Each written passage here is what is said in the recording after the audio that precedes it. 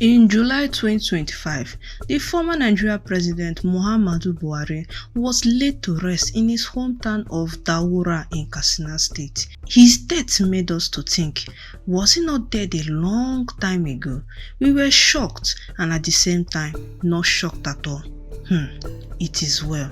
But he was a military ruler in 1980s and decided to remove his military shirt and rule Nigeria in the new fashion way, which is the democratic way I am talking about. In fact, let me bust your brain small. This so-called man was the first person in Nigeria's entire democratic history to win an election of where his opponent was not able to come back for a second tenure. He was the first to do so. His so-called supporters looked at Buhari's mirror and saw a reflection of an honest man and a true leader. He stood firm on his ground and said that he will fight tooth and nail against the so-called corruption that has been flogging the country terribly. He wanted Nigerians to come to him as if he was our daddy. His story is something else in Nigeria. So my wonderfully made viewers, I want to take my time in this video and discuss with you how Mohammadu Buhari technically destroyed Nigeria with his two hands in just 8 solid years.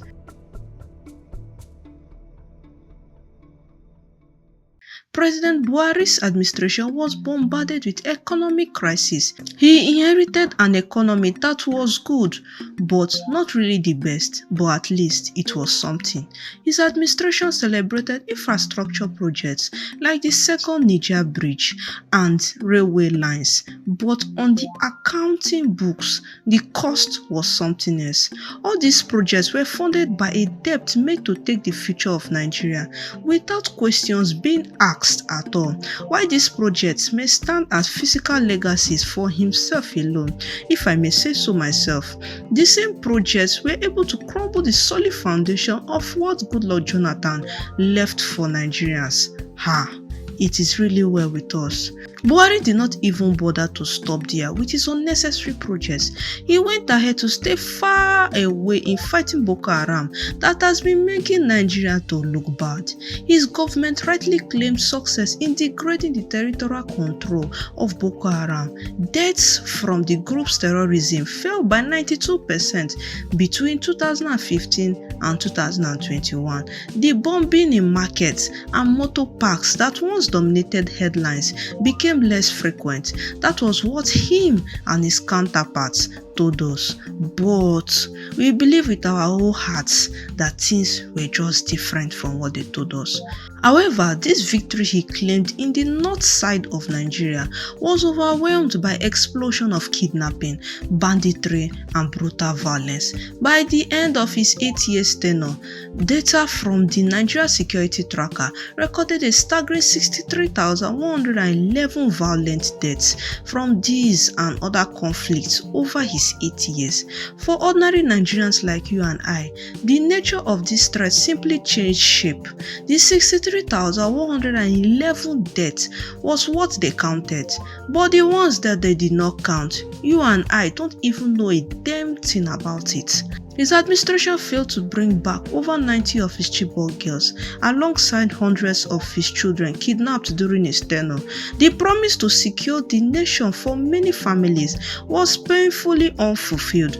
Nobody, absolutely nobody, can give an account of anything at all. The girls, the children, adults, and everyone. God will really help us.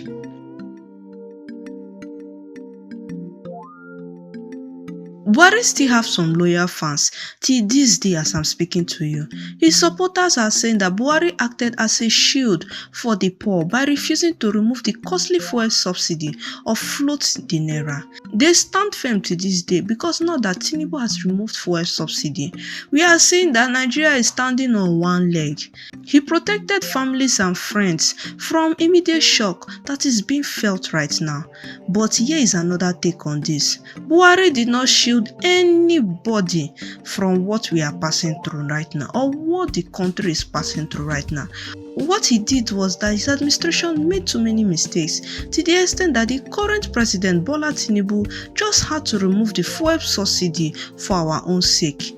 But as I'm speaking to you, the country's economy is still not smiling with the people. I mean, the country is still in shambles. The so-called shield his supporters are talking of is made of paper, and when they decide to tear that paper, they will see the full picture of everything. The Mastercard Economics Institute note that while reforms are now expected to boost growth to 4% in 2026, this follows a period of intense hardship for consumers. People believe that things will get better, but the hardship the country is facing now, people will just have to bear it. Beyond statistics, perhaps the most damaging legacy was the belief that he will give you everything you have ever asked for if you just hope and trust in him. He was elected as Mai Gaskiya, aka the Honest One. Buhari successfully created a powerful anti-corruption platform so that you will believe that your hope is in him and trusting him will give you everything you have ever asked for. 5 years later, things were not looking too good and people got mad and angry. This was where the EndSARS came to be. The people were not just after police brutality alone, they were after the government ways of not living up to expectation. The anger was there, but October 20th, 2020, it ended in killings. Till this day I'm speaking to you, nobody has been accountable for what happened that day. I felt it, and I was 20 years old when it happened. My dear Nigerians, we are trying, like seriously. Furthermore, his administration was marked by a serious disregard for court orders detaining individuals like Islamic scholar Ibrahim El-Zakzaky and former National Security Advisor Sambo Dasuki, despite judicial rulings for their release. Buhari's administration message was clear. The rule of law is bent to his administration alone, whether you like it or not.